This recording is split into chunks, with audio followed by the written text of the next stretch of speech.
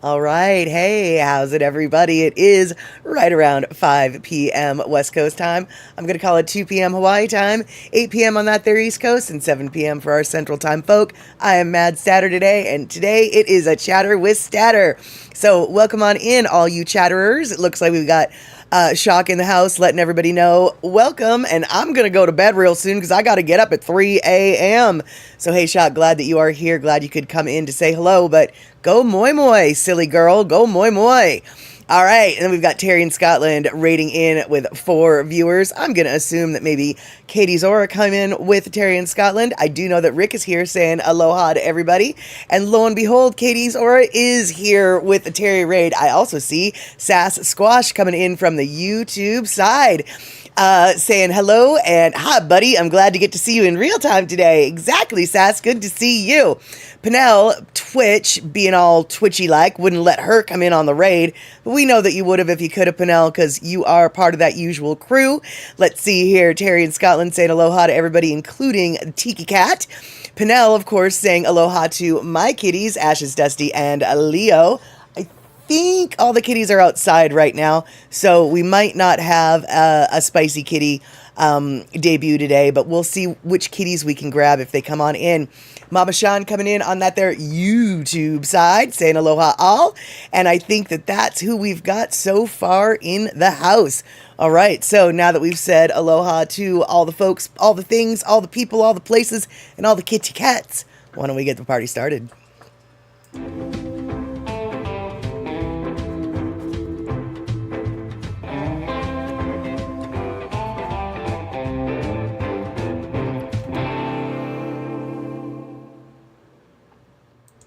All right, there we have it. Green eyes looking into your soul from that black kitty.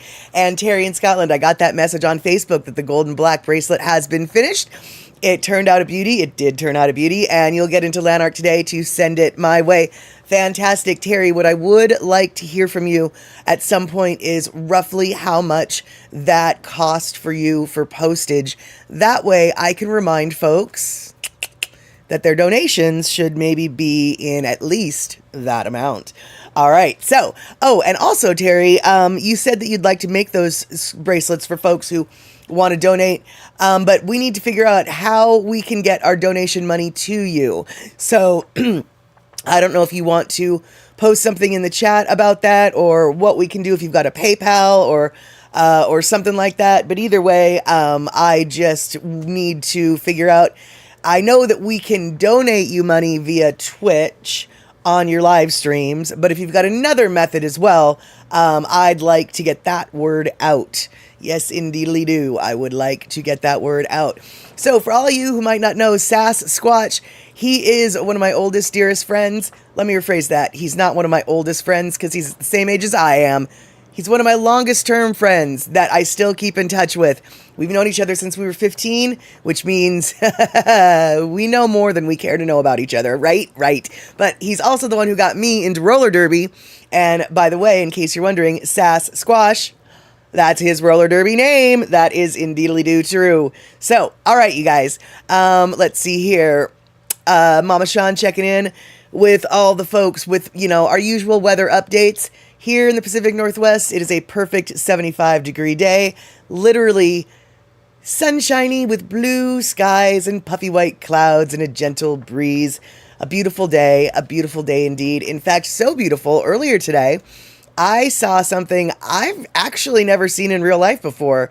I saw a convertible Corvette, and I'm going out on a limb to say it was a 65. It definitely was a 63 or younger. It wasn't a 62 because those look completely different. But it was a beautiful white 60. I'm going to just say it was a 65. 65 Corvette convertible. It kind of looked like a spaceship. The lines, and it's so flat and so flat and round. I don't even know how to explain it. But if you've ever seen a 67 Corvette in real life, you'll know what I'm talking about. And if you haven't, we'll Google it up because I didn't take a picture. I was in traffic. And let's see here. Katie is complaining it's getting colder and colder. And yes, in the UK, I'm not at all surprised. It is the season to get colder and colder. Michael Anthony Smith coming in saying hi. Good to see you here, Michael Anthony Smith. I hope you can stay up. I know that it is a little bit later on your side of the country, but I'm glad you're here, if nothing else, for the beginning of the show. Pinnell, perfect here too today in Toronto, but loud construction out front. Yeah, that is the problem. Perfectly good days to keep your windows open are oftentimes noisy outside, especially in the urban scape. Darlene, you're here. Finally made it in. I had a feeling you were outside in the garden or maybe on the phone, but I had a feeling you'd eventually show face because Rick was here after all. And Mama Sean, bragging, complaining, probably neither because it's normal for her. We're hanging at 99 this evening. Mama Sean, you already know what I'm going to say, and I'm just going to say it again. Kill me now. Are you kidding me? 99. You and your crazy Arizona-ness. You're just crazy Arizona people with your 99 degrees, and it's no big deal. It's just 99. It's not even 100. It's not even triple digits.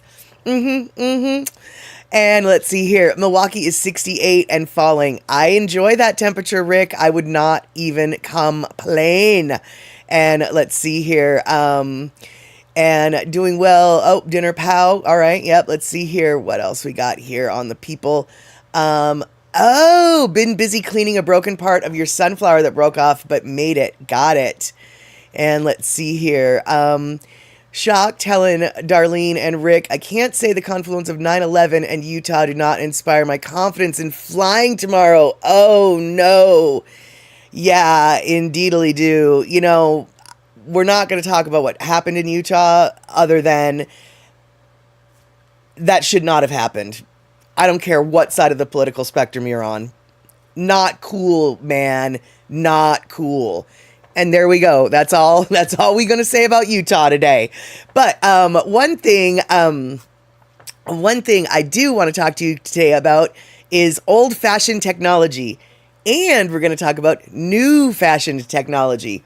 But before we talk about new-fashioned technology, we want to talk about the old-fashioned technology. And for some reason, when I saw this little video, I thought of Teeter and Trail Dust, and you'll probably see why I thought of it. And so I hope that Teeter and Trail Dust will show up eventually soon, but he's probably going to show up when the Lono listening break happens, and he'll miss all of this. But I'm going to show you this little video, and it's it is it's so strangely obvious, yet it blows my mind. And yeah, indeed, Chicago might be a smidge more worrisome. No two ways about that, Shock. And let's see here. YouTube, Mama Sean. My pool is starting to cool down. Not sure how much longer we'll be using it this season. Our fall. You're in 99-degree weather and you think that it's too cold to be in your pool? Oh my. I just do not understand. Oh my, I just do not understand.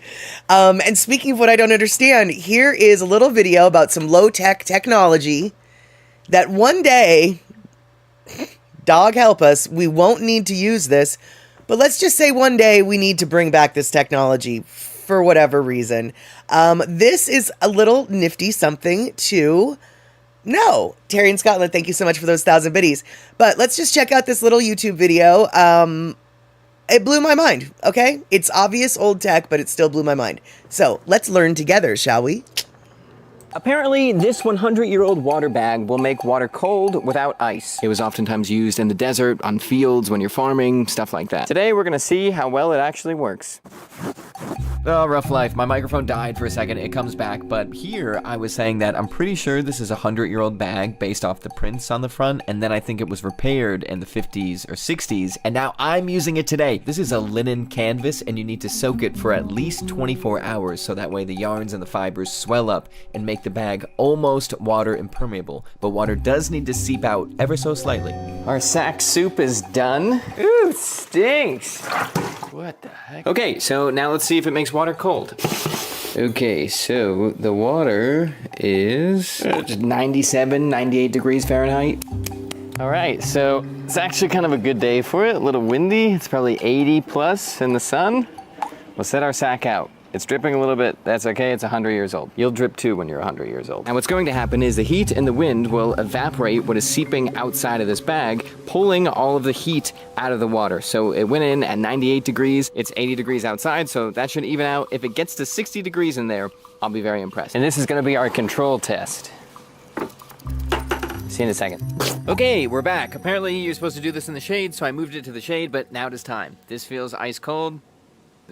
Oh! Okay, our control test is just about the temperature, 79, 78. Now the bag. Very excited, very excited, very excited. Just like Grandpa used to do it. Wow. Look at that. Science in action. If we were in the desert and it was really dry, I think it'd be a lot more dramatic, but that's still pretty significant. Now, bottoms up. It's actually fine.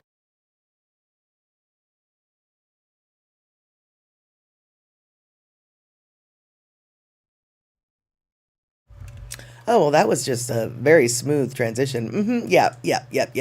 So, did y'all watch that? The action of the evaporation of the water, cooled off the water in the bag. And so, if you don't have any refrigerators, that thing cooled it 20 degrees cooler than the control or the temperature outside. And I thought that was kind of a neat little. Yeah, exactly. I mean, I know that's like we're sort of being silly here. That was cool, but it was cool. I mean, I just thought that old tech. God forbid we ever need that old tech again. But if we do need that old tech, at least we've got a vague idea of how it works. Now, one thing I will say about that video, he said he estimated the bag was like 100 years old. And maybe in the 50s it was repaired. I call foul on that. I don't believe that one bit. Because to me, that looked like the spout was made out of plastic. And I don't think that in the 50s they would have made a plastic thing like that. It would have been metal. It would have been rubber. It would have been something different. I don't think that I don't think the bag that he used was actually 100 years old. But 100 years or not, 5 years old, 100 years, whatever, I still think it was a really neat idea. And Terry's saying that's how old swamp coolers worked, and Mama Sean coming in, swamp coolers here kind of do that. Right, exactly. And would it keep food cold and usable? No, well, first off, Rick, I think the food would have to, like, just be wet. And probably not. I mean, 64 degrees was how cold the water was in the 80-degree day. And 64 degrees is not a safe temperature to keep food at. So I wouldn't suggest going that far. But I will tell you what, if you're sitting there doing yard work in an 80-degree day and you have a choice between a 64-degree cup of water or an 80-degree cup of water, I would prefer the 64-degree cup of water myself. I don't know about you. I can't speak for you. But I can say, for me, I would choose the cooler beverage, right? Exactly, but enough to get a cool drink of water. I'd take it, says Darlene. Yeah, exactly. But would it keep beer cold? Well, Rick, here's the deal. Quite possibly, but you'd have to pour the beer in the sack, and throughout that, the beer would be seeping through the materials, so you would be wasting beer. Given the choice between a cooler beer out of the sack, but beer wasted, versus warm beer, no beer wasted, I think we all know what the beer drinkers would choose. And that's the warm beer, no beer wasted. Maybe I'm just speaking for myself, but I would choose the warm beer, no beer wasted. And Pinnell, iceboxes. I think I saw one once. I've never seen an icebox in real life, but I mean, obviously coolers sort of act similarly, I would assume. And grandparents, says Terry, my grandparents always called the refrigerator an icebox since they remembered when they were actually iceboxes. Yep. I think that that's true for a lot of our older kin folk. Yeah, you just use icebox as the name, just like you use Kleenex when you mean a facial tissue. You know, just like you use, or back in the day, they used to use Oleo They used to say Oleo instead of margarine because Oleo was the big brand of margarine that first came out, it happens. Actually, dumpster, another example would be dumpster. Not every big garbage can is technically a dumpster. Dumpster is a dumpster brand dumpster. They've got different brands, right? And Rick, waste no beer. I didn't even like it when Darlene used beer to cook stuff. I hear you, Rick. I have a sauce that I make that requires a cup of beer, and sometimes I'm like, but what if I want to drink this cup of beer instead? And hey, Mariana, good to see you. And speaking of good to see you, Verity, I did see you, but I was so busy. I didn't say hi. And Verity, talking about root cellars, I'll tell you what, that is some old tech that I really, really wish that I had at my house. A root cellar. My parents, they didn't have a root cellar, but they did have a part of their basement was underground, and so it kept a very cold and constant temperature in certain areas. And I'll tell you, man, that is the one thing I wish my old house had, is some kind of downstairs basement cold area so I can keep my potatoes, because my potatoes, I don't have any place to keep my taters. My taters just, no matter where I try to put them. In fact, I've gotten to the point where I've just keeping them in my fridge now. And they seem to be fine in my fridge. I don't really know why they tell us not to put taters in your fridge, because I do. They don't turn green. They keep way longer. I don't understand why. Why? Oh, wait, hold on, Rick, hold on. I saw a hack using old plastic coolers and sand to act as a root cellar. Huh. I'll have to look into that. I have questions that you might not be able to answer. Mostly, but what if your house is warm and the sand warms up? Where do you...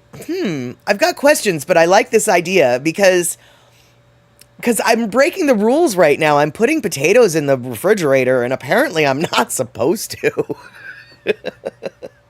Does anybody else put potatoes in the refrigerator? My whole life have been told never to do that. I've only recently in the last 6 months started to do it, and I don't see what the problem is.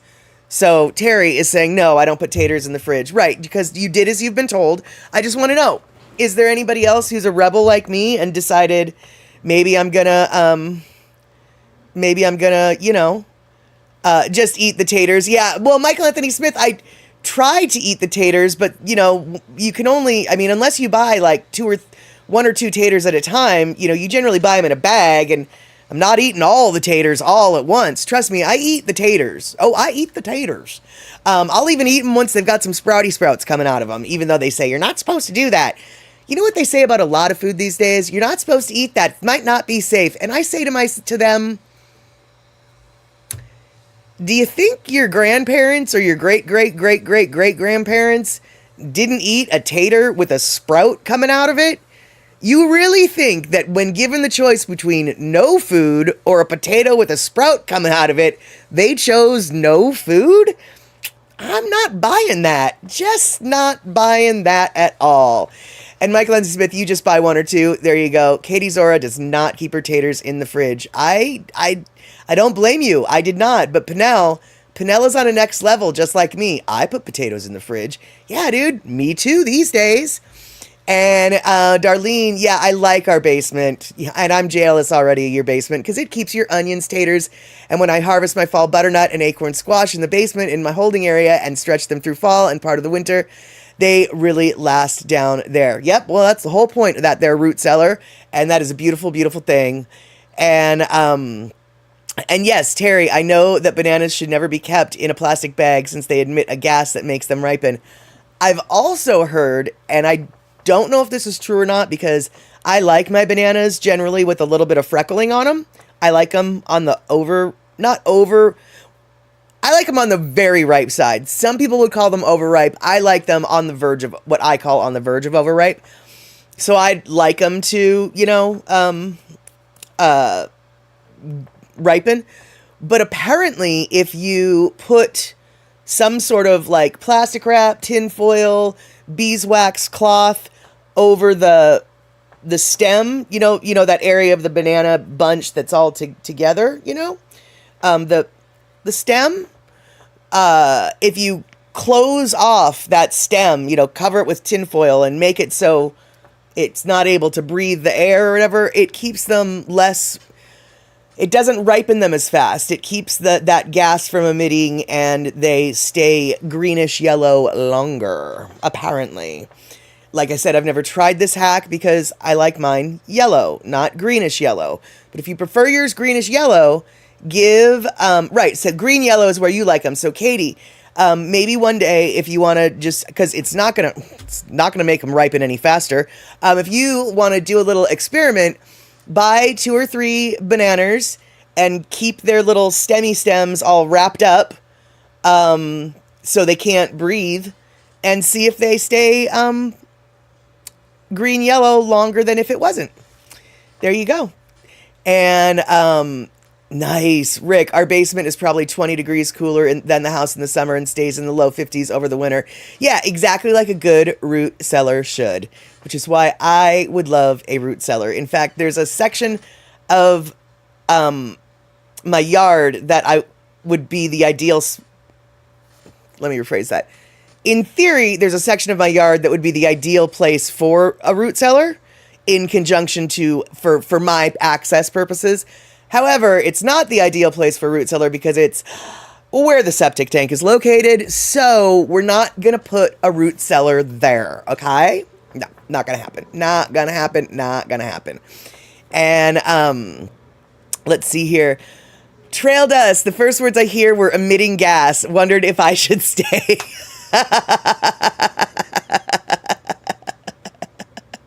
And let's see here. Terry is talking to Katie at the Hotter Than Hell 100 cycling race in Wichita Falls. They push bananas at you all the way for potassium. Oh yeah, totally. But yeah, bananas. Super good potassium supplement. Mangoes are too, but mangoes are way messier and much more difficult to eat when you're in the middle of a 100-mile bicycle race. And let's see here. Darlene coming in, and you guys, if you've ever seen Darlene's garden, listen to Darlene when she gets that there gardening hack. You listen, her gardening hack to Katie. The peels are very beneficial for plants too. I cut them up, put them in a large jar, fill with water, cover, keep overnight, then take that water and fertilize your plants. That totally makes sense because a lot of, or virtually every single commercial fertilizer has an NPK rating, and the K stands for potassium. So that actually makes makes total sense. That's a really good idea. And Rick, yes, never store your vegetables in the septic tank. It is contrary to standard hygiene practices. The standard hygiene practices that we have developed over the last 100 and so years indicates you don't store your nanners in the septic tank. And Terry, what? Dude, what? Okay, y'all, I'm gonna have to walk down the fruit aisle these days. In the United States, I'm Terry, I'm not talking to you right now because I'm a little bit jealous, but okay. All y'all in the United States and Canada, I put this to you. Do we have canned mangoes? Do we have mangoes in a can? I have never heard of such shenanigans, not even at an Asian grocery store. Terry in Scotland's here. I always get my mangoes from a can. Thank you, Philippines. What? Dude? What? For real, though, I've never seen a mango in a can. I would eat canned mango in a heartbeat. Because, frankly, cutting mango up is messy and a pain in the arse. And I've not seen mangoes here in a can, says Darlene. You're lucky, Terry. I agree. And Michael Leslie Smith, I've never seen a canned mango. Okay, I'm very happy to hear this, to know that I'm not the only one. But I am very unhappy to hear that it's Del Monte that does the canned mangoes in the UK. Dude, Del Monte, we've got that. We've got that. And hey, yes, we've got Mr. and Mrs. Aloha Friday and canned, and she says, or I'm going to assume it's she, but it could have been Mr. Aloha all, yes, canned diced mangoes. Mushy but good. Yeah, I figured they'd be mushy, but you know what? Mangoes sometimes just get, they just sometimes get mushy. I have an almost fresh mango in my fridge, says Trail Dust. Excellent, excellent. And, oh, and by the way, aloha, Mr. and Mrs. Aloha Friday. I don't know if I actually said that to you, but thank you so much for coming in. And they take him out of the Hawaiian yard, says Michael Anthony Smith. No, for real. I've only,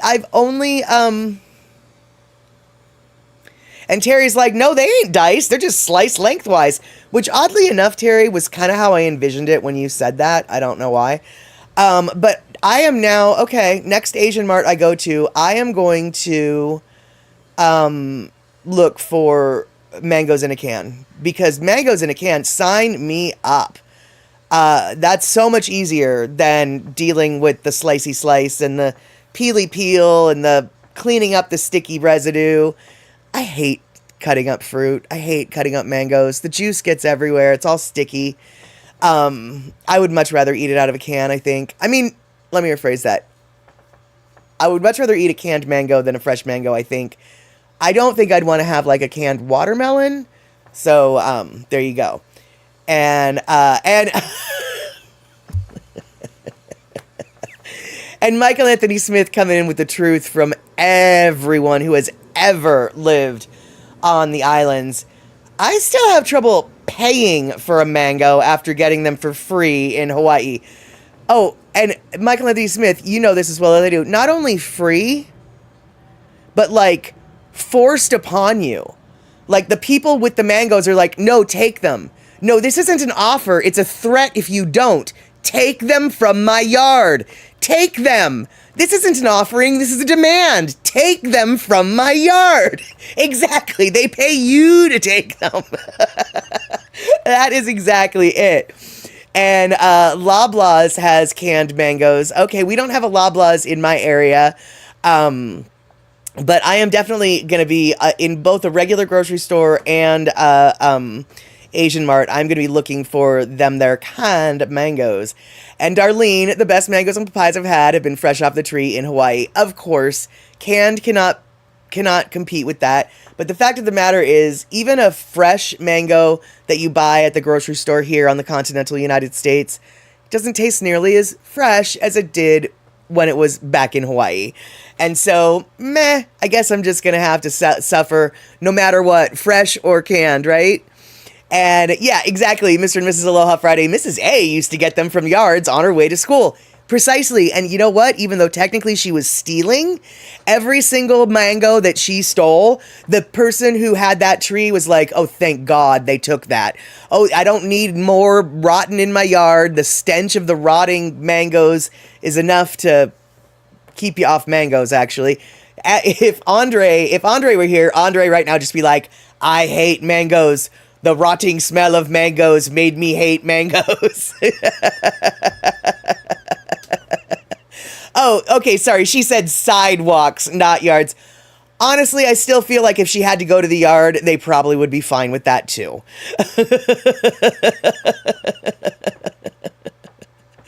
And let's see here. And Terry in Scotland, good for you. Every month I order canned mangoes, apricots, peaches, and pineapple.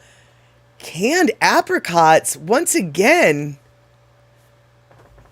Y'all, in the United States, do we get canned apricots? I always think of apricots as dried or fresh.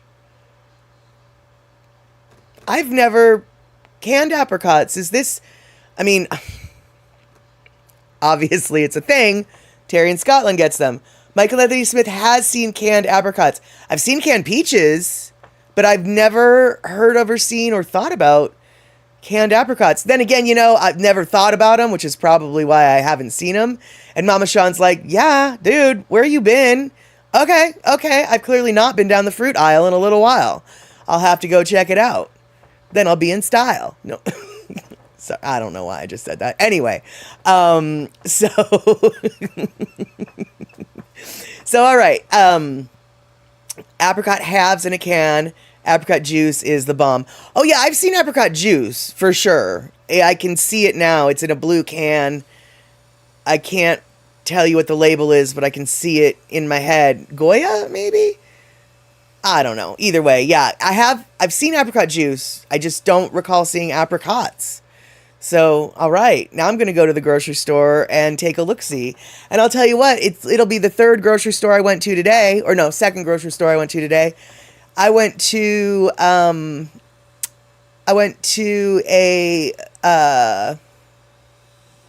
drugstore today, and virtually every single thing that I wanted had to be unlocked by a clerk there. And I understand that because people steal stuff. But the problem that I had with it was the buttons that you were supposed to push to call them, they weren't working. And so I eventually had to just shout into the universe, I need customer service. And so the customer service person came and I was like, your button's not working. And she's like, oh, the battery must be out, which maybe that's true. But the reality is this is a brand new store that like just opened. So I actually think probably nobody put the battery in to begin with. So then the next thing I went to go get, I also had to call for customer service. Once again, the button wasn't working. Once again, I had to shout. At this point, the manager knew who I was. And I don't think that they enjoyed my commentary, which was, the changes to the store are I can't even remember what I said, but I was like, I am unimpressed.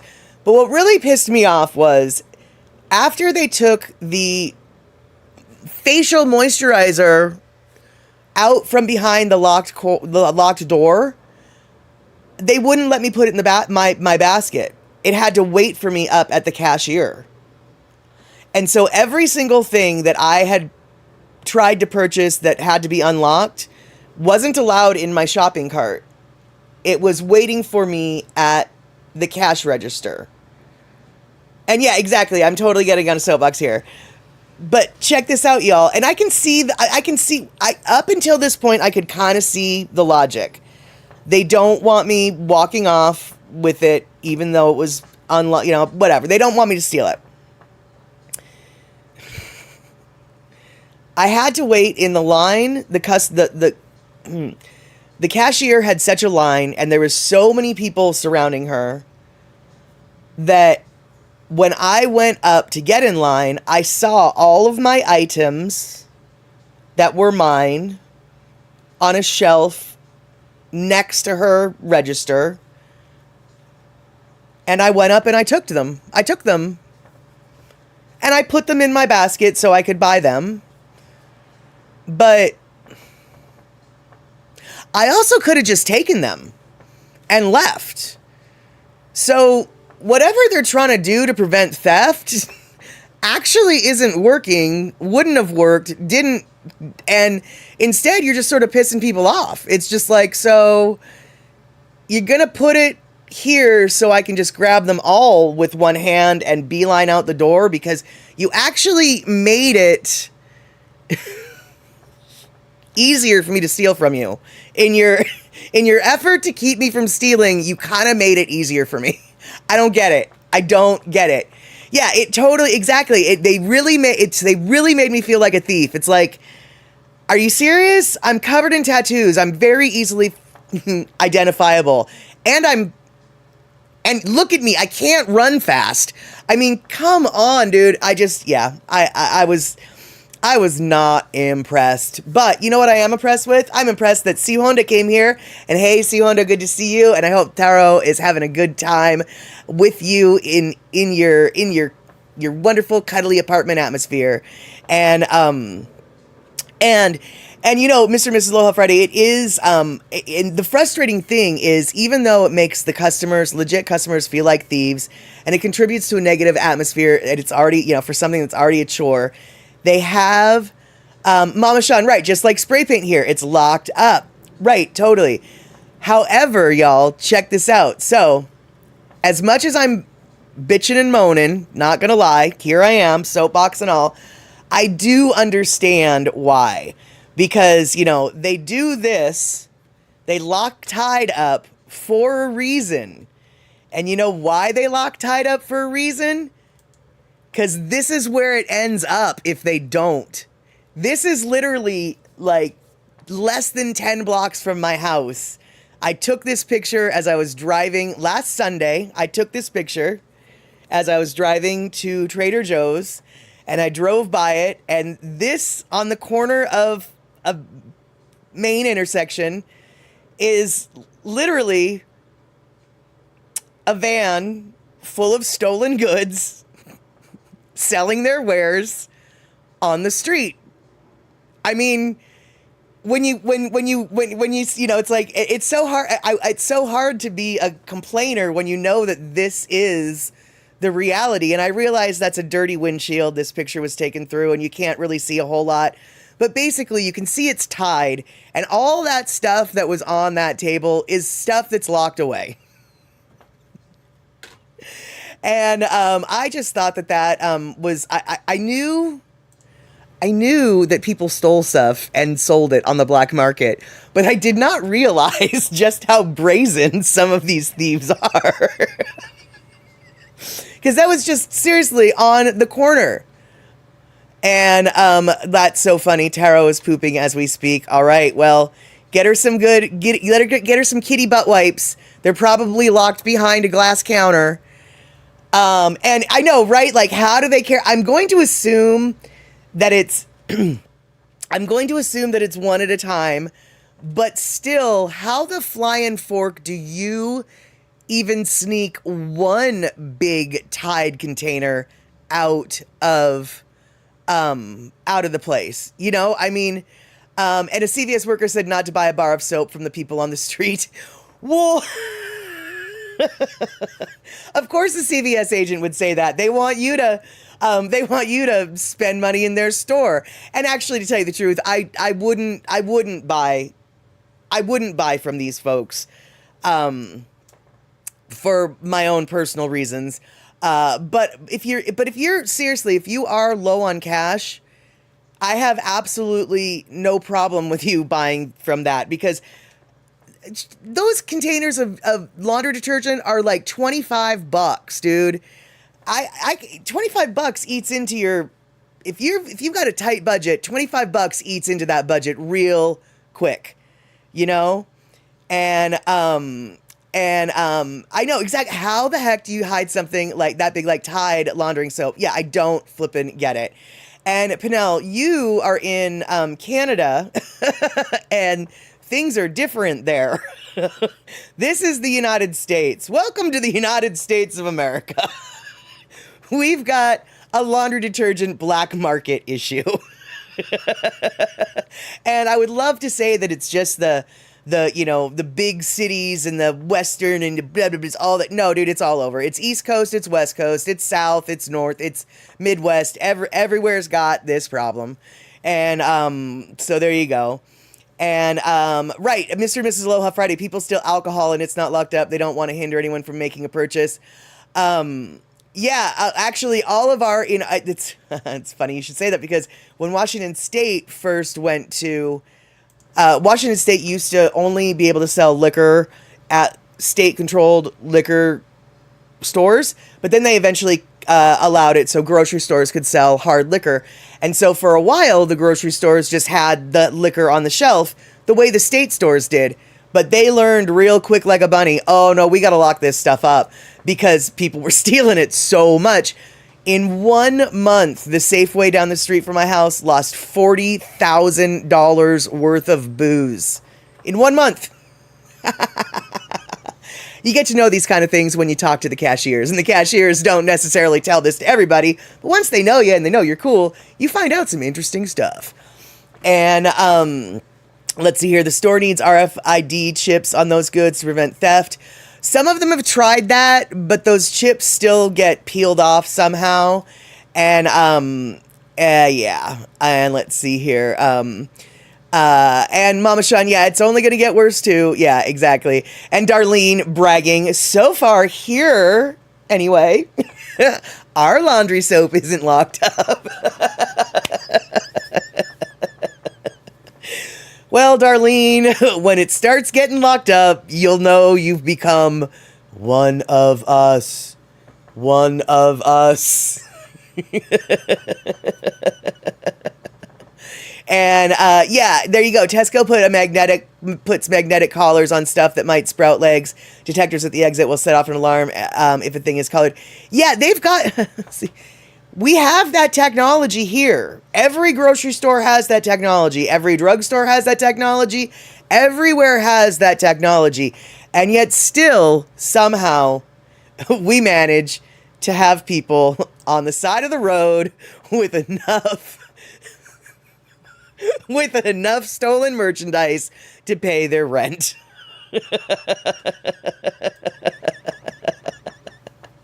And let's see here. Our stores have security caps on the liquor. Yeah, I've seen those, but I also see a lot of security things that are randomly, like, for instance, in some stores, department stores, bras, because bras can cost like $70. They'll have security tags on them, and you need the special thing to take the security tag off, and then they can blah, blah, blah. Dude, people know how to take them off with or without the special thing. And so you see the security thing. It's like, oh, yeah, it's still in the security tag is still in the dressing room. The bra it was attached to isn't, but the security tag is still in the dressing room. Nothing ever left the store. And you need some set of balls to sell stolen detergent like that. I gotta tell you, Michael Anthony Smith, I mean, where they were at, I don't understand how a sheriff hadn't pulled up yet and just been like, so tell me where you got this from. Because they were not, this wasn't a back alley deal. This was a 4-way stop, cannot miss it. Here's the school, here's the church, I was really, I was taken aback, okay? They don't, exactly, Mr. and Mrs. Aloha Friday, they steal the remover tool, and so then they can remove it, but that's exactly it. And once they get the remover tool, which is probably worth more than to the underground than that individual liquor bottle is, because the remover tool will get you 87 liquor bottles. And yes, Terry, good, well-made bras can easily cost $70. The most simple bra that I have in my arsenal, no real bells and whistles at all, is it's a $50 bra, and that's $50. So yeah. And exactly, you can probably buy, I'm sure you can buy that special security tag taker offer from Amazon if you're going to go pro. I have no doubt in my mind that that's the case. And let's see here. C Honda, yes, my CVS friend says that they got rid of baskets because it was easy to walk out with lots of stuff. None of the carts can leave the store because it is easy to push them out with Tide. Whoa, dude. Well, C Honda, it's interesting because the drugstore in question that pissed me off today was CVS, and it's a brand new CVS. I've never been to a CVS before, and I was with a basket, and they really did treat me like I was going to steal the stuff, and it kind of pissed me off. But what really pissed me off was one of the items that I bought was behind a locked cabinet, and it was a $6.50 item, and it was in the locked cabinet. I went to, for a different reason, I went to the aisle with the travel-sized lotions and things, and that same item, only in a different package, was unlocked, and it actually cost more. So I actually bought the one that was unlocked and cost more, just because it was unlocked. And I told the cashier, this one that was locked, I don't want that. I don't want it because it was locked up. I want this one. It wasn't locked up. And she was like, huh, that makes no sense. I was like, yeah, exactly. And some brand name clothing is now bolted, locked down on the wall type displays. I don't know how anyone would be able to get anything without taking apart the wall. Yeah, okay, that's true. That could be, and let's see here. Could the Tide thing be a coupon abuse situation and not theft, perhaps? Perhaps. But doubtfully so. For many years now, laundry detergent has been specially marked in all the different grocery stores, drugstores, everywhere. It's like they have this tape that doesn't really remove that says, this is from Fred Meyer, this is from Albertsons, this is, this belongs to, this is property of. So, and then underneath that tape, they've got the little RFDI chips or whatever. So no, I don't know. I don't know how they steal it, but no, I don't think that it is a coupon abuse issue. It has been, laundry detergent has been a black market high ticket item for a long time. And Michael Anthony Smith, honestly, I really in a way wish that I had stopped to find out. Because I don't know how much they were selling the Tide for, but I do know that in the store, those Tide containers go for between $21 and $25 a pop. So, even if they were selling them for 15, that's good money in their pocket, and it's still saving the consumer, $10. But I don't know what they were selling them for. And Mama Sean, they just load a cart and walk out. Honestly, I think that's what they got to do. How else would you do it other than just be so brazen, just so brazen? And I think you're right, C Honda. The Tide thing seemed to escalate during the pandemic. I totally agree. And oh no, what's going on, Mr. and Mrs. Loha? Have to finish the fish and get the food ready for the raccoons, skunks, and possums, so no one goes hungry here. That is so cute. And Rick doesn't get it about bras. He teasingly says, "Go braless." No way, except in my PJs at home.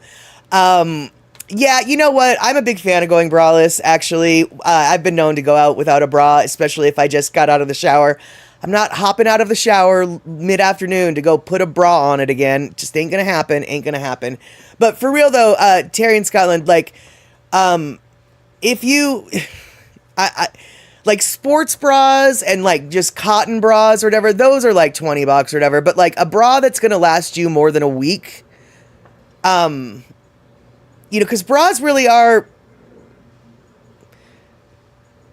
they're a work of architecture, and they and they get a lot of chafing and rubbing and between your underarm pits and your under boob pits, and you're just it needs to be built well. It needs to be very well constructed, that piece of clothing, and it costs money. It costs money to make a well-made bra. And so if you want a bra that will last you a year, you're going to be paying, unless they're on sale, you're going to be paying $70. And detergent isn't an issue here, says Mr. and Mrs. Loha Friday. I think our crooks aren't interested in heavy labor. That's true, man. Those things, what? I think they're like 8 pounds or something. I don't know how much a gallon of water is, but I can only assume a gallon of detergent is similar. And let's see here, Mama Sean, seriously, they do, wait, hold on. They were showing a video on the news. One person had stolen like $20K just walking out of Targets over a couple months before they caught them. Wow. Tonight's topics, fruit and bras. I see the connection. Well, actually, Trail Dust, you, let's see here, Pinnell, I miss Daisy Fresh bras. They weren't expensive and they lasted decades. Nice. I don't remember those bras, but that name rings a bell. God dang it. There should be music. Now there's music. Thank you, Trail Dust. I totally forgot about that. And oh my God, how did we get to 5:51 already? Trail Dust, I need you in my life today, obviously. Oh no. Okay. You guys, I don't know if I chose a Lono listening break for today. Fudge. So what we're gonna do instead is we're going to watch a Lono tune that we normally save until the end, if we get a second one. But let me do this one, and then maybe I'll find a second one for later. So here, let's listen to some Lono. But we're not done yet. So, okay? Yeah, just let's listen.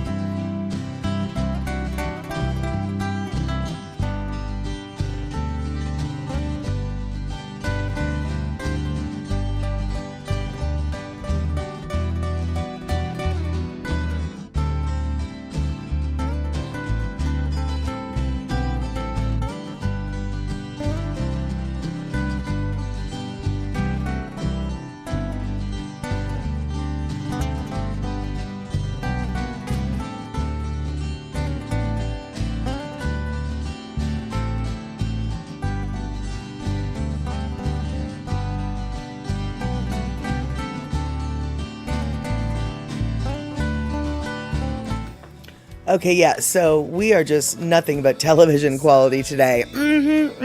Yeah. Hele Pohaku, by the way, I tried to say, not, that's, Hele Opaku, not, that's not, yeah. The Traveling Rocks of Molokai, he actually talks about banana eating menahunis, but that, the phrase that I just wrote there in the chat is not the song. That's not even a song. I just threw up some letters on that there, on that there screen. So let's see here. Darlene, you've never owned one of those bras, but you've heard of them. Yeah, I have too. And bras here are like Maidenform, but yeah, go into a specialty lingerie shop and get better made bras, and they are really costly. Even Maidenform is flippin' costly these days, Darlene. I mean, maybe not $75, but you're looking at a $50 bra right there. It's ridiculous. It's ridiculous. And Terry, I did notice that you asked about what it costs for the boys supportive wear, and I have no idea. My best guess is you probably can still find a jockstrap for $5.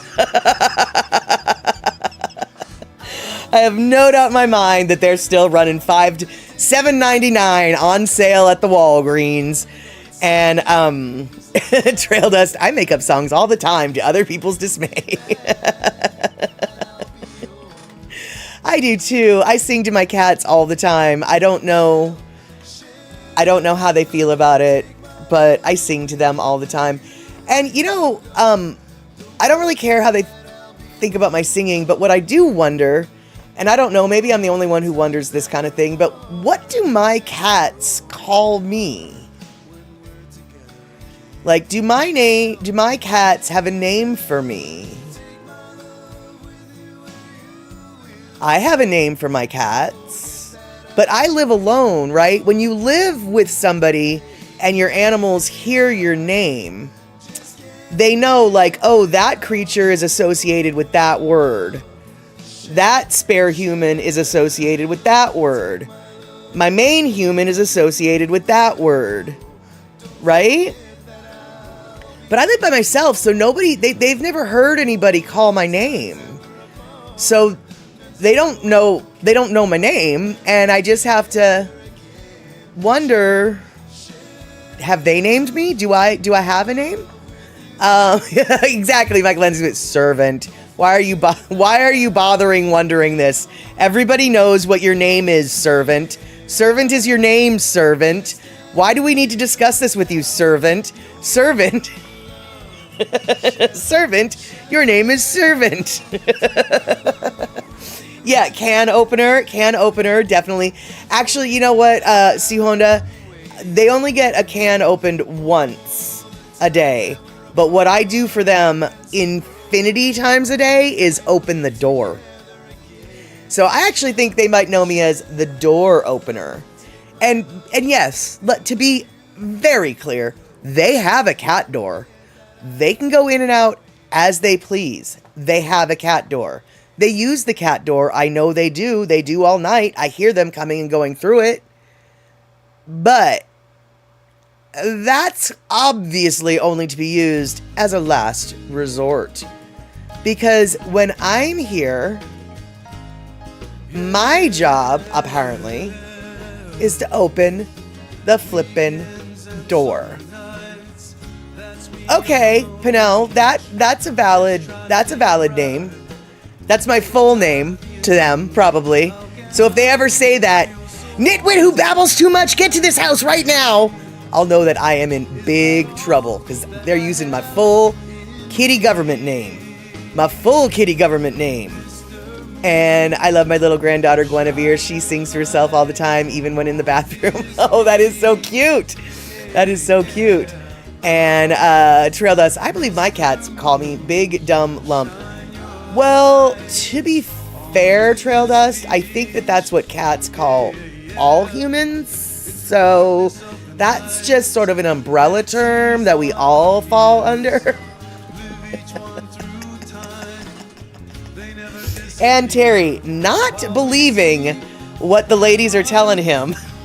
In the United States, the average cost of a bra is around $58 to $60, with many consumers spending between $40 and $80 for a good quality bra, especially when considering sales or secondhand purchases. Some high-end or specialized bras, particularly those with extensive design and support features, can cost upwards of $175 or more, with the cost per wear decreasing significantly with frequent use.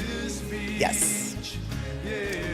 So for real, Terry, yeah. I mean, like, it's one thing if you're a size, 28A with, skinny little prepubescent girl with tiny nothingness. Like that, you could use a handkerchief for a bra and that would be no big deal. But once you've got significant curves to support and things, there's wiring involved in some of our bras. For real, man. We got wires. We got metal reinforcements in some of our brassieres, okay? And Verity, yeah, they definitely like making me open the door. Actually, to tell you the truth, what they really just want is they want the door to remain open all the time. Which is why they'll stand, the sliding glass door, you'll slide it open, and they'll stand half inside and half outside, and they'll just stand there. And it's just like, I want to kick your butt, but are we really just sitting here? Yeah. There we go. And exactly, Darlene, I hated underwire bras. Yeah, I have since given up on those. But sometimes they are necessary in certain situations for certain events.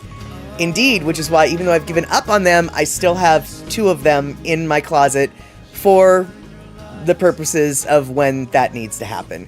But yeah, I have the wires and I have parted ways many years ago. Actually, it was during the pandemic, because once I started not wearing a bra, going back to wearing one was like reintroducing a torture device that I had gotten rid of in my life. Why would anybody with braces and rubber bands and headgear willingly go back to wearing braces and rubber bands and headgear after all of that was removed? And that is how I felt about my bras. It was just like, you know what? Now that I haven't used this for a year and a half, I am okay with not using it ever again in my life. Because exactly, Verity, there's engineering in bras, big engineering. And let's see here. Bras were a problem in teaching some women to use a compass. Yep, the wires. That is frustrating. But you know what? And Pinnell, indeed, I hate underwears, but underwires. I like underwears, just not underwires. But check this out, Trail Dust. Speaking of compasses, and this is where this chatter is going to scatter a little bit. I was reading this Facebook post from off of a dull men's page. I belong to several of them. And this one guy was golfing with his buddies, and they all had iPhones, but they all had different versions of their iPhone. And they were trying to calibrate north, like to get their shot right. They were trying to figure out where north was. And every single iPhone compass registered a different north. And so the writer of the post just, you know, was like, well, obviously you can't trust your cell phone compass. And so maybe if you ever really need a compass, use a compass. Don't rely on your phone, because the variance was like 12 degrees between the four people, you know, and 12 degrees can make a big difference if you walk far enough. You know, 12 degrees north, you know. So yeah, yeah. Don't trust your phone compass. I mean, it'll give you a vague idea, but that's what you just need to keep in mind. A vague idea. And Scotty used to do all the time. In the dead of winter, he would ask me to open the door, and then he would just sit there. Oh, Sudi used to do that all the time. In the dead of winter, he would just ask me to open the door, and then would just sit there gazing out. Yep, it's cold, Sudi, in or out. Yes, and my cats have finally learned the phrase, are you coming in or staying out? Are you staying out or coming in?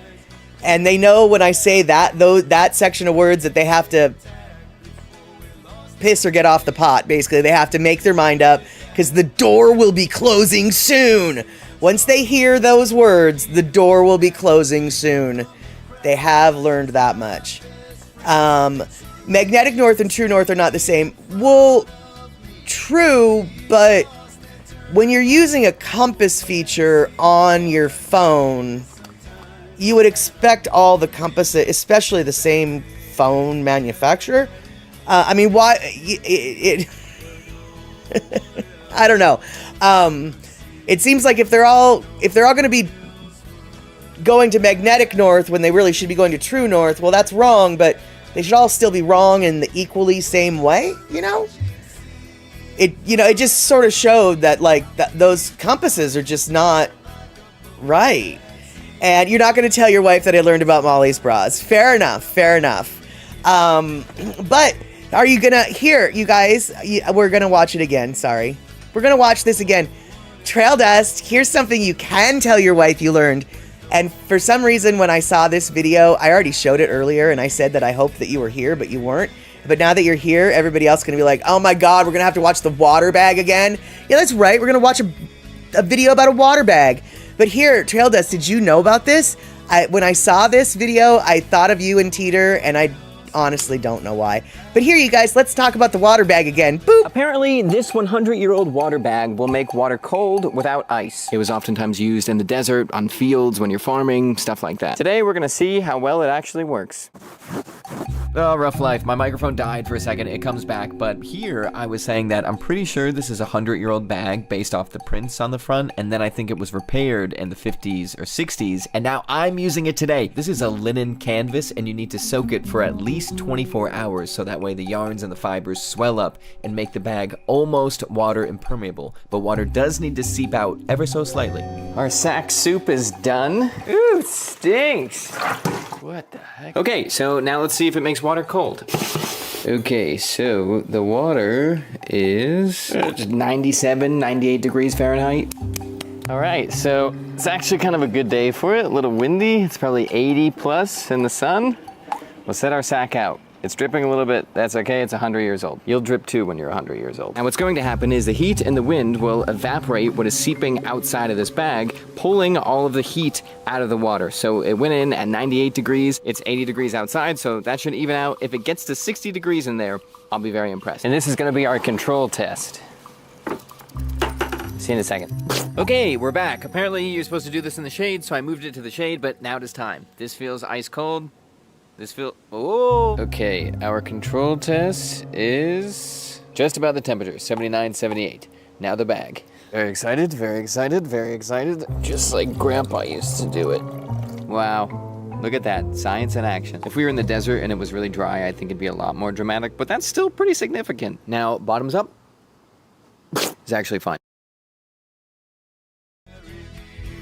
So because of an old burlap looking sack that was old water technique cooling technology, I thought of you, Trail Dust. I don't know. I just did. And I know, Rick, I was really surprised at that 97 degree tap water. Even summertime, our tap never gets much above 75. Yeah, I'm going to assume he had it on warm or something when he put it in. Because, yeah, 97 degree tap water, that sounds ridiculous. Way too hot.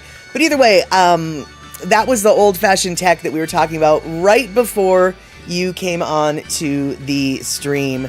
So now you can say that you learned about water bags instead of booby bags.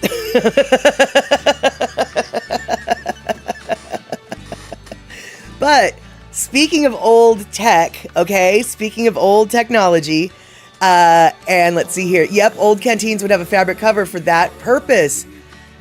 Ew! I always wondered why they were fabric covered. Well, shoot, gosh darn heck fork. Now you're learning things every day. All right, well, y'all, I didn't know this, but Trail Dust knew this. And Mama Sean coming in with, yeah, we don't need to turn on hot water here, and the water is pretty hot.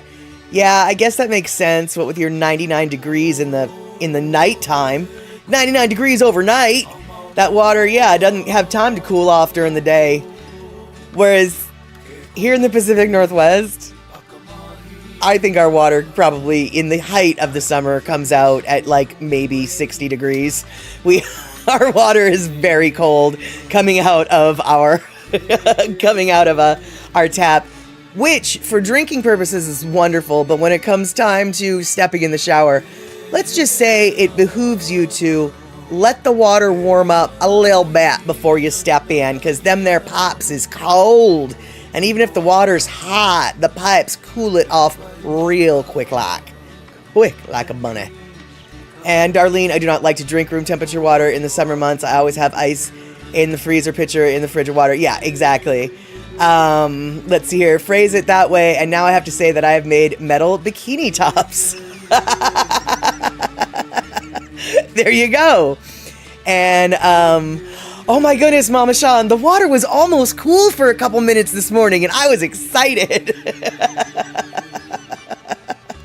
And Rick coming in nice with science. Current tap temp is 66 degrees Fahrenheit in Milwaukee. You know what? Honestly, it's not the height of the summer now, so what my temperature reading wouldn't exactly be accurate, but close enough for government work. I'm curious, actually. I've got an instant read thermometer.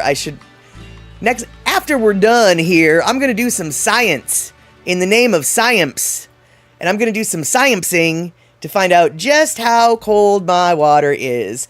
And Pinnell, I always keep water in the fridge. Yeah, I used to, but honestly, I've found that drinking room temperature water, and when I say room temperature water, I mean like 70 degree water, not 80 degree water. It goes down easier and it feels like it quenches me more. Which, I'm not saying that it does at all. I'm just saying it feels like it. And Terry in Scotland, I love my new shower. I set it to 40 degrees and it stays there through the whole shower. Wow, 120 degrees. That seems kind of hot. And lots of people love their hot showers, so that's a good one. That's a good one. And yeah, and as long as it stays hot throughout the whole shower, that's all you really care, right? Yeah, Rick, I'm assuming he means 40°C, right? Because if he means 40 Fahrenheit, he is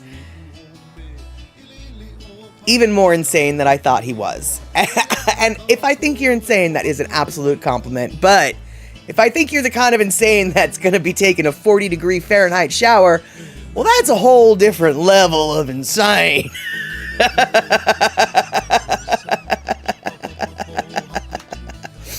And yeah, exactly. What's science? Is that still allowed in this country? Well, it is in my house, Mrs. and Mrs. Aloha. I've got a temperature thermometer reader, and I'm gonna do science. I'm gonna do a science. And yeah, 40°C is about 120 F. Yeah, and so that's a pretty hot shower in my opinion. But I also know that people really, really like hot showers, and so there you go. I have actually been known to. My shower temperature is very difficult to maintain, or not maintain, to control. And the other day it got so hot in my shower, I had to turn the water off and like get out and like get hot. I had to like get a fresh breath of air. I don't like the hot showers. I don't like them. Right, exactly, Darlene. I'm glad for you, but I like a warm shower, but not really hot. That's exactly it. But I think Terry's got the fancy pants kind of shower where it's a hot water heater just for his shower. And so he's going to have, it's like instant hot water. So he's going to have super hot water for as long as he needs it. He could be in the shower for 24 hours and he would never run out of hot water. And Rick, turn the water heater down a bit. Here's the deal, Rick. I don't really even want to talk about my water heater. I acknowledge it and I pray to it every day. I love it. But it's like over 20 years old and I don't want to touch it unless it's replacing it. It's just nothing. If you don't touch it, nothing will change, right? Like just let the hot water heater be. It's comfortable where it's at. You just like, don't, if it's not broken, don't fix it. And it's not that broken. So we're just not going to touch the hot water heater. We're going to pet it. We're going to love it. We're going to coddle it and cuddle it and tell the hot water heater how much we love it and how much we want it to stay alive until we can replace it. And that's how that's my course in home maintenance. Come to me for more great ideas that will not be good in the long run. Just whisper it softly to your appliance and tell it you love it. Kiss it and just let it be. Let it be. Let it be.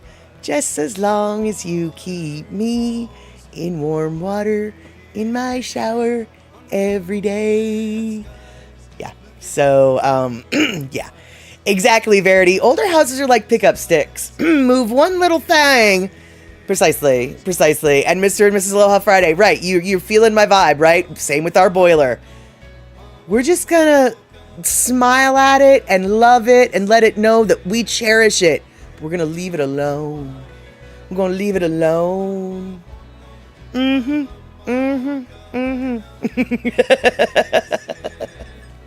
Okay, so that might not be a very accurate way to take care of your things, but that is how some of us do it.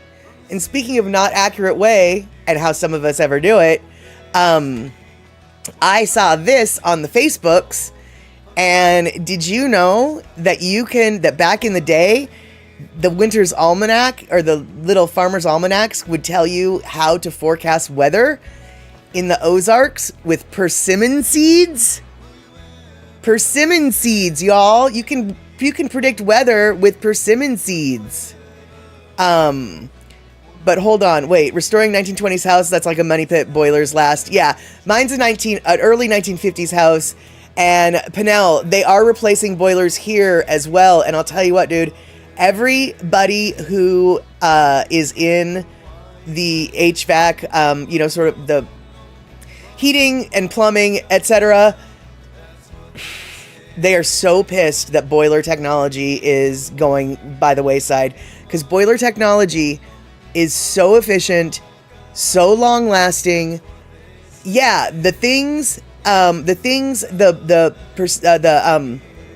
boilers might be, kicking the bucket now, but that's because they're 100 plus years old, and they're trying to replace them with some of the stupidest, flimsiest technology.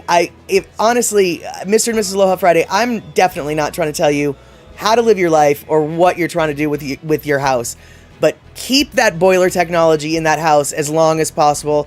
Upgrade that boiler, replace it with another boiler. The boiler systems, for those who know, not the people, you don't ask the people who are trying to sell you something new. The people who are trying to sell you something new are going to tell you that boilers are just dangerous and blah, blah, blah. Don't listen to those people. Listen to the people who aren't trying to sell you anything. Keep that boiler or replace it with another boiler if you can. And that's just how that works. And let's see here. How the heck do you predict weather with persimmon seeds? Here we go. Oh no, wait, Rick, you tempted fate and cleaned our 54-year-old built-in oven the other day. I think it still works. Well, let me just tell you right now, Rick, Darlene will tell you. But I'm going to tell Darlene, boop, this is how you tell the winter with your persimmon seed.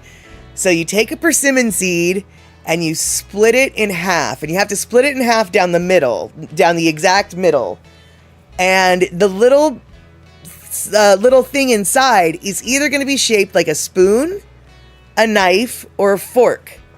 And if it's shaped like a spoon, you will expect plenty of snow to shovel throughout the winter.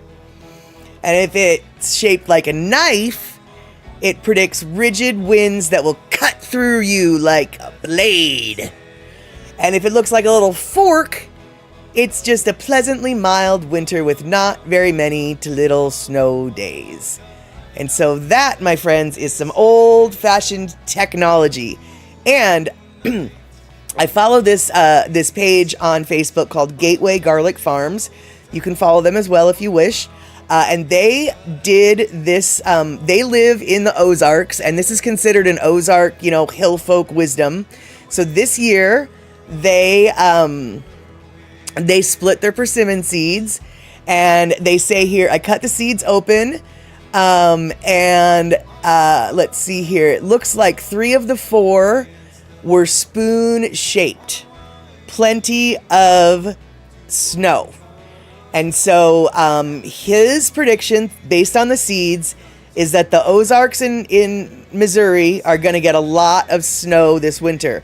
He obviously doesn't know if this folklore is true or not. This is his version of doing a science. He's doing a science for us all on the Facebooks. That's the best kind of science you can find on the Facebooks. And in 3 or 4 months, he will let us know whether or not the science of the persimmon seed is correct. And so there you go. So we will find out. We will find out if it works. See, Honda, persimmons won't be ready until late fall. Funny you should say that. In a different article, or well, no, actually, maybe that same one. He talks about that, and apparently, let's see here. Hold on. Okay, no, it wasn't this one. In a different post, the guy who posted that, in a different post, he talked about the myth of persimmons and when they're ripe, and it all depends on the part of the country that you're in, and the variety of the persimmon. The kind that he's got on his property right now actually are ripe. But he does. You are right. That's what most people think. But he had a lengthy Facebook rant post about how people are wrong about persimmons. Let me tell you why. He gets really passionate about his farming and his property. And honestly, if you're interested at all in self-sustainability and agriculture that helps helps feed its own self. A self-sustaining farm. Gateway Garlic Farms is a fun Facebook follow. And they actually have a store that you can order from, mail order. They've got a ton of probiotic stuff, fermented cabbage, like sauerkrauts and this and that and the other thing. They really are, they're a fun Facebook follow. That's all I'm saying. And let's see here. I don't know who has the better track record, Terry. Persimmons, groundhogs. We might have to do a science to find out. We might have to do a science to find that out. And let's see here. Darlene bragging. Oh, yeah, we got to repair my washer. And then for the parts, the guy said they don't make appliances like they used to. Washers, dryers, even refrigerators aren't well made or durable as the older models. And I believe him. My daughter has had 2 new refrigerators, not that old. Not the old ones that broke down on her. Absolutely. Anytime you can get an old... Honestly, if I was given the choice between a 2023 Frigidaire and a 1953 Frigidaire, I would choose the 1953 Frigidaire. And let's see here. Mrs.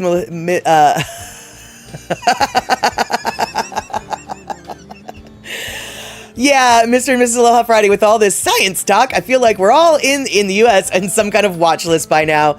Yeah, I know. Isn't it great? Isn't it great? But hey, it is it is what it is, right? Yeah. All right, so you guys, I accidentally showed you the wrong not really the wrong. I showed you the Lono Aloha Hawaii one because I always have that one on hand. But I figured maybe, right, exactly, Verity, we don't repair stuff anymore, and they build them for that. They assume that no one's going to try to repair it. And once something stops working, it just gets considered disposable. And I think I've said this before, I'll say it again, and I'll probably say it again after this one day. When I was buying my washing machine and my dishwasher, but mostly the washing machine, I went down a YouTube rabbit hole of appliance things, and I watched a lot of appliance repair guys reviewing different appliances, and every single one of them, it didn't matter what appliance it was, it didn't matter what brand it was, didn't matter what their specialty was, every single appliance repairman had the same thing to say, which is, I cannot recommend any of the new brands. I cannot recommend any of the new brands. Anything new, I cannot recommend it. The only thing I can recommend about buying something new is buy the least fancy model. Don't buy anything with bells and whistles. Don't buy a freezer with an ice maker. Don't buy anything smart tooth, Bluetooth enabled. Don't buy anything except for the bare bones, because everything else is the first thing that's gonna break. And they don't make the parts to fix it, or they just don't sell the parts to fix it because they know that you'd rather just buy a new one. So when I say I'd rather have a 1953 Frigidaire versus a 2023 Frigidaire, there's a reason. Yeah, exactly. And all the new stuff is made by 2 or 3 different corporations just with different names on them. That is exactly true. Yep, exactly. And, yeah, so let's see here. Darlene, Rick's weather process has been pretty accurate. This coming winter, I bet we're going to get a lot of snow. I hope not, but we'll see. Well, you know what, Darlene? I don't know. I kind of feel like Wisconsin's been not snowy the way it usually is for the last couple years. So I feel like you might want some extra snow this kind. And yeah, exactly, Darlene, I'm not going to read what you said out loud because I don't want to jinx you. So yeah, yep, exactly, Darlene. Everybody else can read what she said. I ain't going to say it out loud. I ain't going to say it out loud. And I ain't going to say it out loud. All right, so we have got 4 minutes left. And you know what? 4 minutes is going to bring us to the bottom of the hour, which that's okay. We've got, I think, a 4-minute little thing. We're going to take a second Lono listening break. We're going to take a Lono listening break that is something, it's a good old favorite that almost everybody loves this song. So let's go back and sing about the old McKenna Road.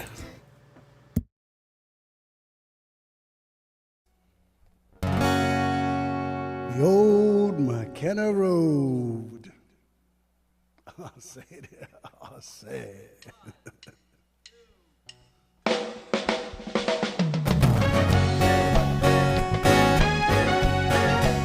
Hear me now when I say they finally closed the old McKenna Road. They finally did what they said they wouldn't do. Looking back in my mind, remembering this time when they finally closed the old McKenna Road. Where the beaches we will follow on the road that leads us there, feeling like there's no tomorrow. Little beach, I'll see you there. Take your riches to the ocean, or the creed we cast away. In the rise of your awakening and the dawn of your new day, finally closed the old McKenna Road. They finally did what they said they wouldn't do. Looking back in my mind, remembering this time when they finally closed the old McKenna Road. We thought they'd get it right before our eyes into their pockets. George, I know you're watching, all the money changing hands. They take away the shoreline, take away the bright sunshine. When the day turns into night, all the dreams we leave behind. Finally closed the old McKenna Road. They finally did what they said they wouldn't do. Looking back in my mind, remembering this time when they finally closed the old McKenna Road.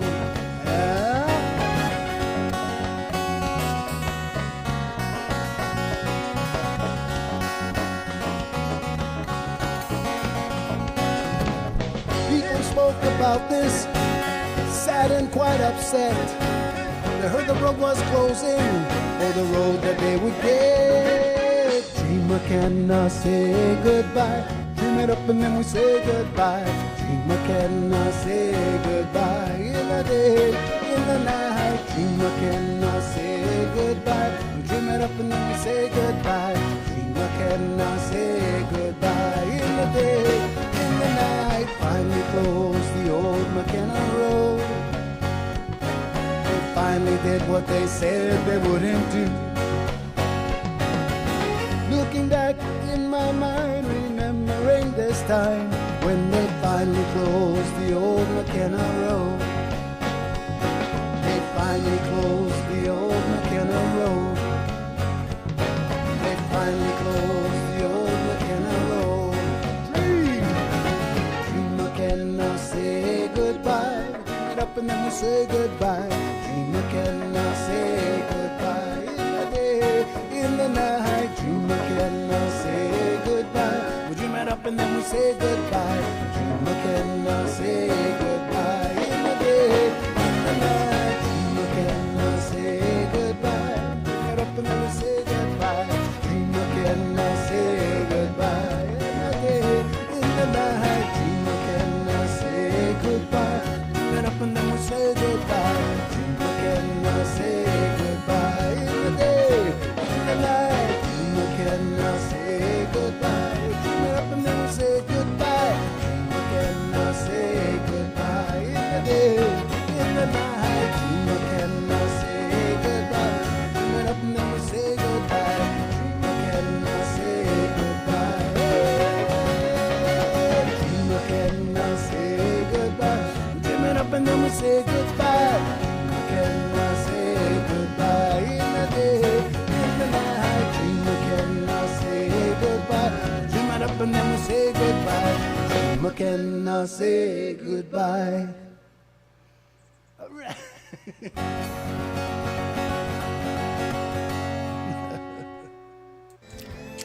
All right, there we have it. So we went a little bit over today, but not too much. And I figured, gosh darn it, Lono's worth it, isn't it? Lono is worth it. And so I would like to thank all you guys. And yes, Robin Williams was right. They should wear logos like their NASCAR sponsors. And you'd get to see whose jackets are full and whose jackets are remarkably empty. I won't necessarily name names, but there is one particular senator who's older than dirt who probably has a jacket that has Quaker Oats sponsored on it, or Ben and Jerry's from Vermont. We'll just leave it at that. But hey, I want to thank everybody for hanging out tonight and for dancing around a topic or two that was a little bit,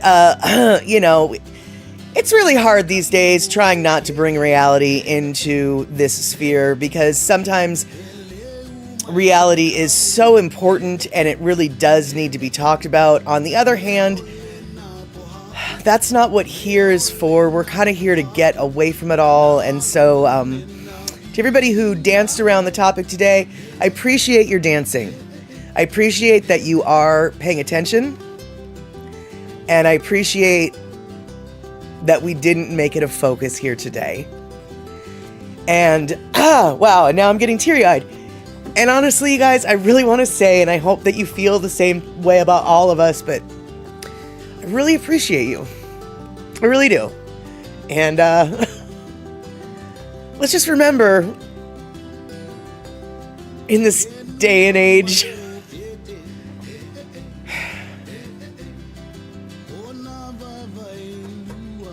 people can be good, and we know some of them, and they're here.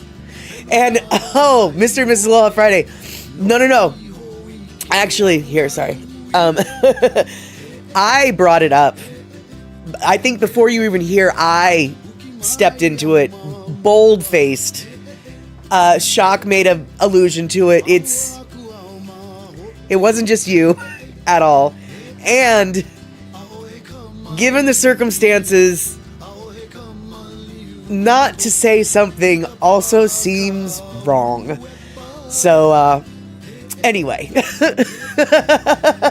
I love you all, and I hope that I hope that you can stand me, but more importantly, I hope that you guys love each other in the chat. I feel like we've got a good vibe here. And we're now 4 minutes past the bottom of the hour, and I'm leaking tears. So we're going to say goodbye, but later on tonight, if you're going to be on Photo Luke's YouTube or Twitch, I'll probably be there. And on Friday, we've got ourselves Andy Boomatai and Michael Anthony Smith. You are not alone with that. Lots of people can't stand themselves.